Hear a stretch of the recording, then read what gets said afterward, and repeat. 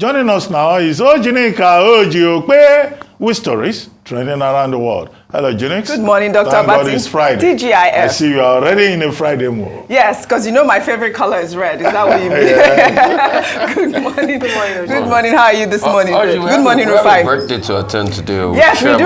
We do. A happy birthday to the chairman of Arise Media Group. Absolutely. Well, all right.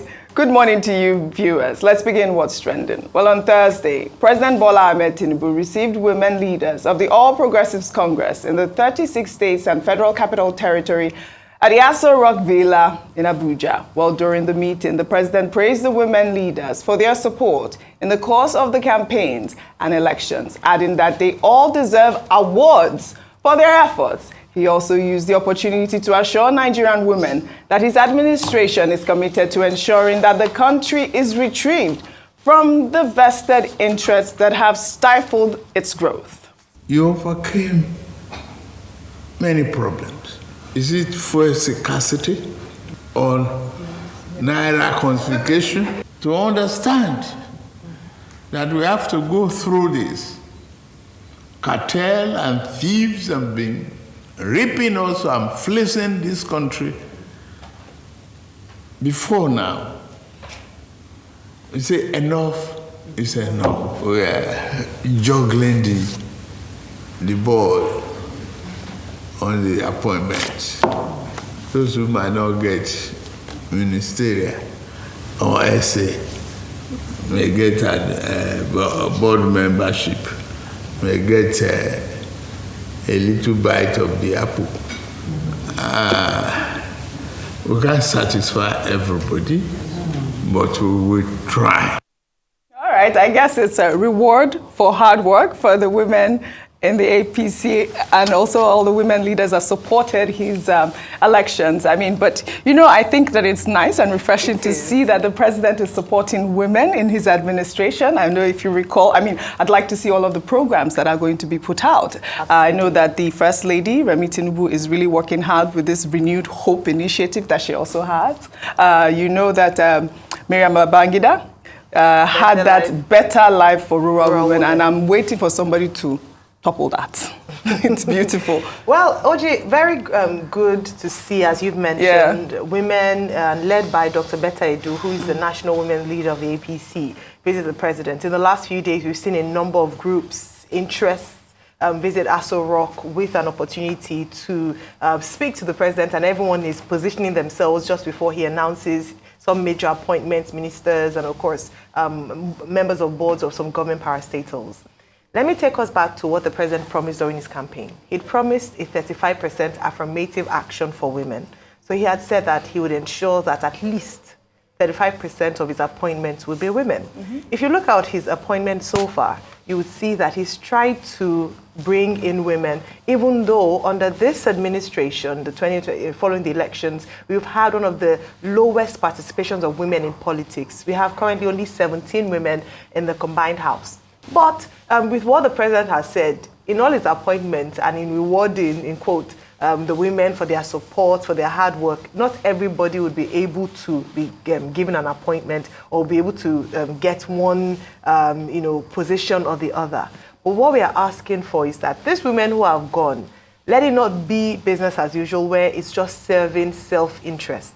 We want to see women more represented in government. We want to see women taking on more prominent positions. Some previous administrations have done this. I mean, we're just speaking about Dr. Ngozi Okonjo-Iweala under the first President Obasanjo administration, featured in President Jonathan, in terms of advisory role, are now serving on the world stage, pushed by her country.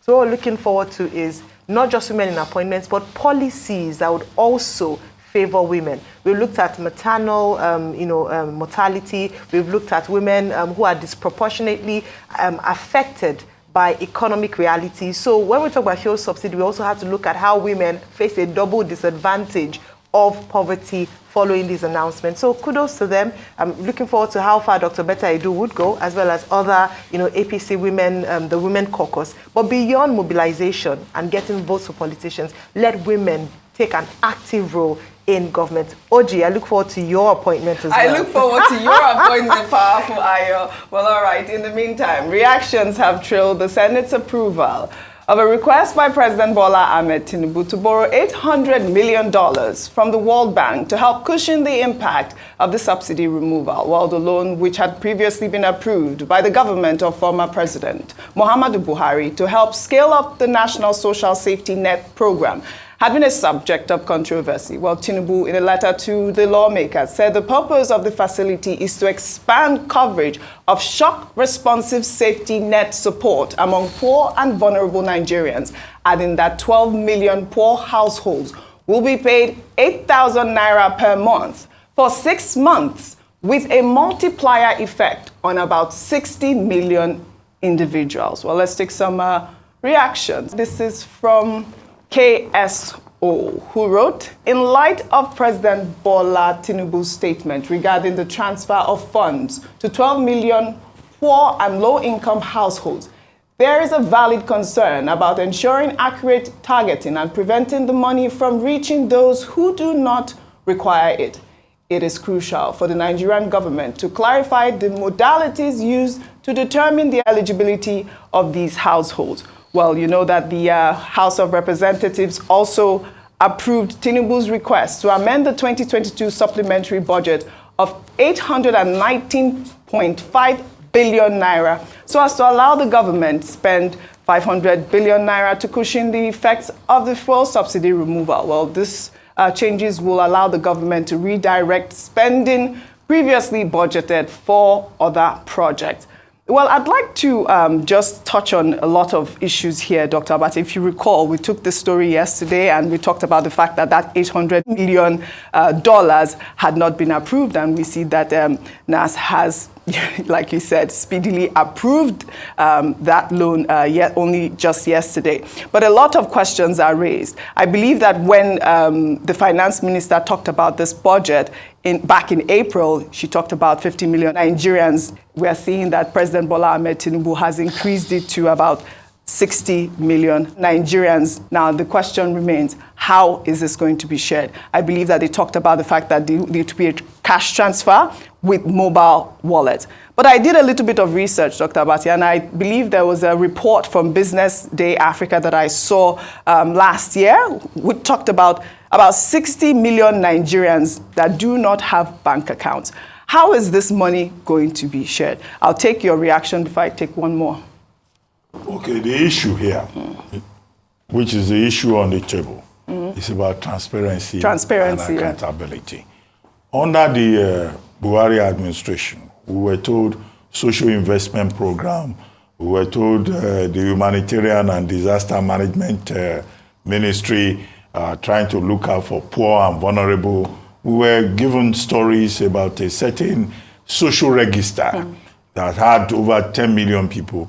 When they increased the number, they talk about 10 million households. 60 million. When they talk about 60 million, they talk about 50 million. They are talking about a knock-on effect based on the calculation that in every household you will have at least 4 persons. But this has been so vague, so opaque, so nebulous, that when any administration comes again and talks about, oh, it will impact about 60 million, people are suspicious. That's one question raised. The second question, if you say you are going to give people 8,000 naira per month, that's about, is it $10 per month? You know, how much impact would that make? Under the Buhari administration, there was some bogus analysis about how there was so much impact on families, but what we remember was the argument and the suspicion about the administration of the cash to the extent that government officials were handling physical cash. President Tinubu has said he will improve upon it. Well, we wait to see it. That's why I said earlier that the taste of the pudding is in the eating. And if you say you are targeting 60 million households, who is going to track that? That is the question. And we are over 200 million. We're told, we don't even know how many we are, by the way.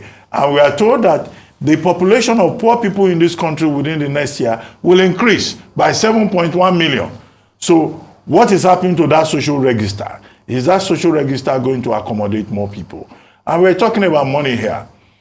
I've made a point that what the National Assembly has done is to take ownership on behalf of all of us. We are the ones that have endorsed that loan from the World Bank. And then there's another loan from the IMF, which we are also going to endorse, I guess.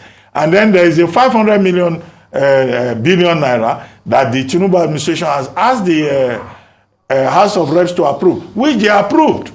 The speed with which this National Assembly is moving with approvals of requests from the president, I hope it will be a National Assembly that can think. Let it not be that they are just there. Anything that comes, you know, they just look at it and they say, we have approved. They received a letter from the president in the morning. They have approved it before people went for lunch. Did they even take their time to study, to debate? This is the question. This is the big problem that we have. And I hope that this will not be a trend whereby the National Assembly will become a department in the executive arm of government. Those are the fears that we have. Right. As to the president meeting with APC women, very good. The president in his agenda, in his campaign material, says yes, there will be inclusion and that women will be accommodated.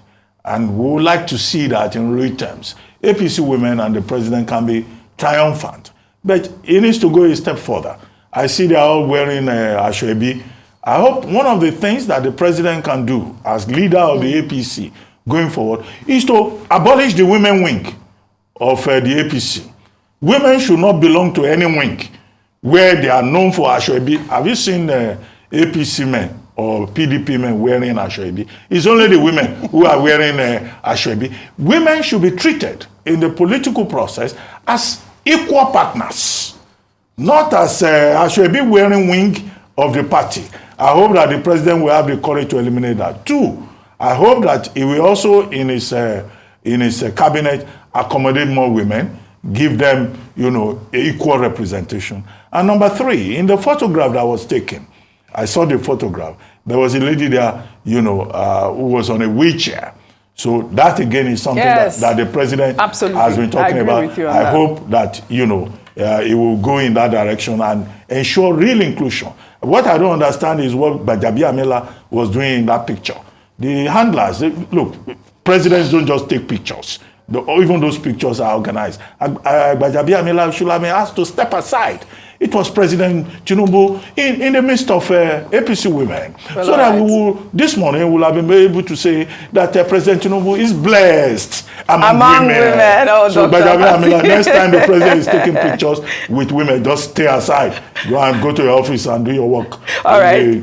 Putting yourself in all right, Rufai. Strategic pictures. More on the breakdown of the approval by the National Assembly. And let me just take one tweet from Nefertiti, who wrote, Tinubu is seeking supplementary budget spending of 819 billion from the National Assembly, while your overfed reps will receive 70 billion as their own palliative.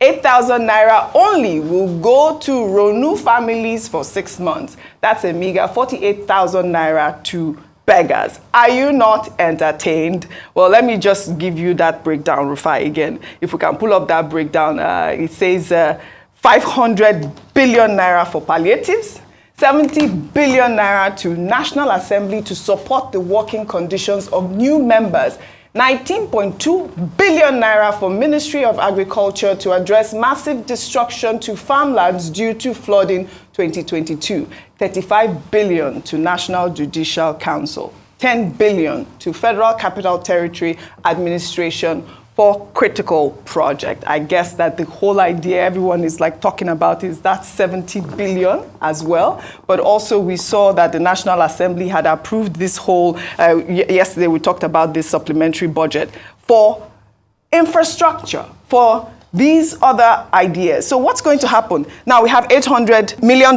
from the World Bank and then additional 500 billion for palliatives. Where do we go from here, Rufai? If you ask me now, I will ask you. Let's go straight to it. Yes. A couple of palliatives have been announced. I just hope this is not fraught in corruption. This is the question. Because when you even look at it, let's even go back. That's why the need for data is important. And that's why I will have favored that we had done the census even before the elections, before we started with this government. Because you need data to plan. They keep saying 60 million households. How? How did you get 60 million households? I tried to do that calculation as well. If you say if our population is 220 million, divided by 5 per household, how many do you get? That's about 55 million households. So, but that data is still suspect. So based on my television data, because this is my forte media, I know when we benchmark television watching households in Nigeria, there's 30 million television households. So if you get a sizable number, you get, if you get like 9 million households watch your show, you get a sizable number. So how do they even benchmark the data in the first place? Also look at the money the lawmakers are going to get. I tried calculating it. If they are to share that 70 billion naira equally amongst all of them, we have collectively about 472, across both houses. Let's round it up to 500. 500 divided by 70 billion. That's going to give us 140 million for each lawmakers. So 500 people, if they are to share it equally, can receive 140 million. I know they're not going to share it equally. But look at the citizens. 12 million households receive 48,000 across 6 months. So look at the disparity. So the other money is put out there. Yeah, I support the one for the 35 billion for National Judicial Council. I support that one. The 10 billion for Federal Capital Territory, yes, I'm happy about that because I was in Abuja over the weekend and guess what? Most of the street lights from the airport were not working down into Abuja town. So maybe they need to do a lot of work as regards that and internally because that's our country's capital. The 19.2 billion for Ministry of Agriculture to address massive destruction of farmlands. I support that to do to follow, but how are they going to spend that money? How is it going to trickle down to the basic farmers? Then the 500 billion for the palliatives. This time around, they are saying that they're going to use wallets. They've always talked about wallets in the past, like sent by wallets. But how can we effectively authenticate the amount and how much is really going to all of these farmers out there? Personally, I've never been in support of these handouts because they're getting muddled up in Nigeria. I tried doing something on social media, and you might argue that it's not empirical enough. I've asked that people that receive the money, can they come out? But we hardly see most of them. In fact, the office in charge of disbursing this national, register, they send me a message back on Twitter and say, oh, Rufai, there are a lot of them, most of them might not be on Twitter. Can we even see some members of these families are receiving this money? Because the last thing we heard was during COVID where the humanitarian minister was sharing money for people in their hands. And you can't be accountable that way. So at first, I can't wait for the census to even start. Let's even have data to work with. There are not enough data sets to work with. Question. So what even makes up these families? Those are the questions we're asking. And for the lawmakers that want to collect 70 billion, let the poor breathe.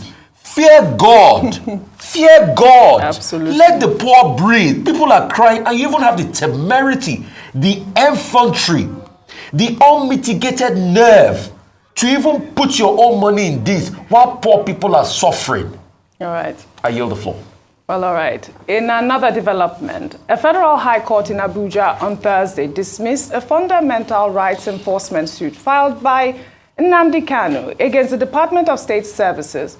The presiding judge, James Omotosho, held that Kanu's suit lacked merit and ought to be dismissed. In the suit, Kanu alleged that he was subjected to inhumane treatment and torture by the DSS and also claimed that he is not allowed to wear his Igbo traditional attire, popularly called Ishiagu, and that he is restricted to wearing only one outfit, while other detainees are allowed to wear clothes of their choice. Well, in a counter affidavit, the DSS denied the allegations and stated that operatives never tortured Kanu, either physically or mentally, while in their custody. Well, the secret police submitted that the facility is not a recreational center or a traditional festival where Kanu and other suspects will be allowed to adorn themselves in their respective native attire.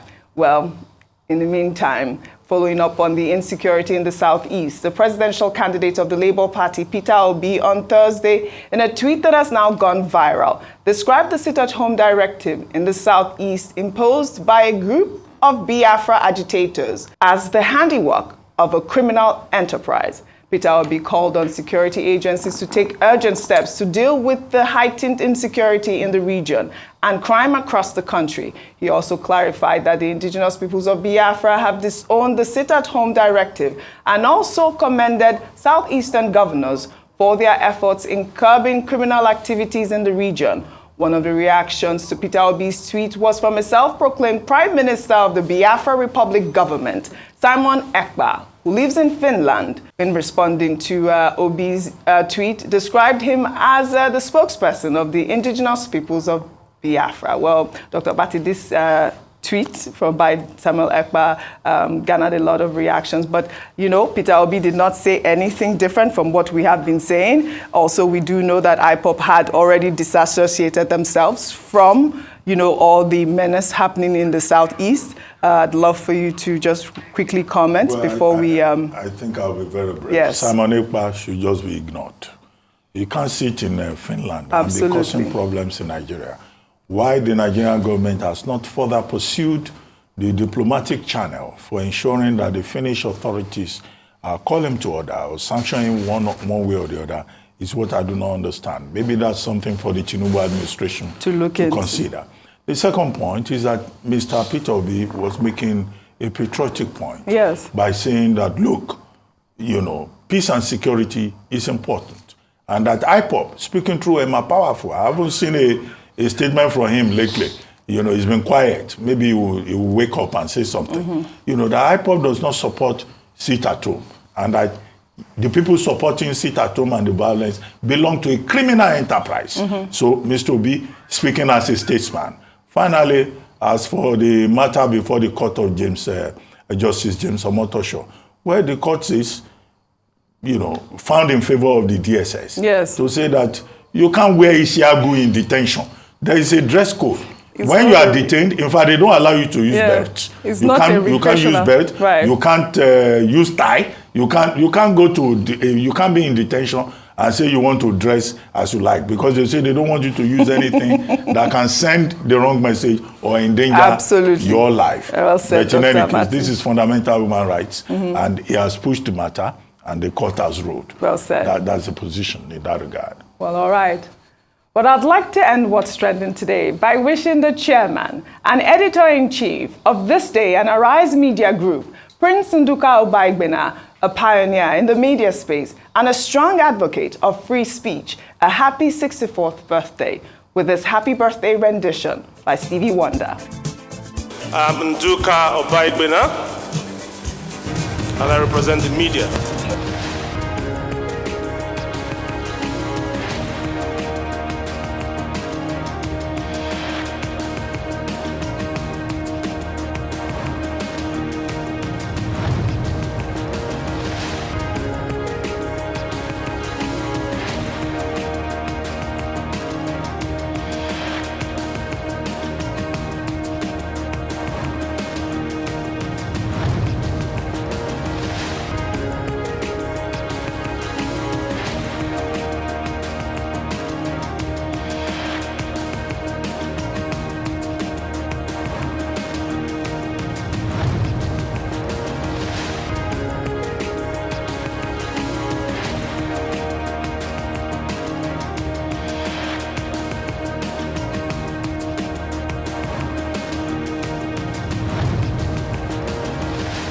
So it's important that we all realize that to build our new democracy and to hold our leaders accountable, we have to enshrine an unabridgable freedom of the press and access to information on our government.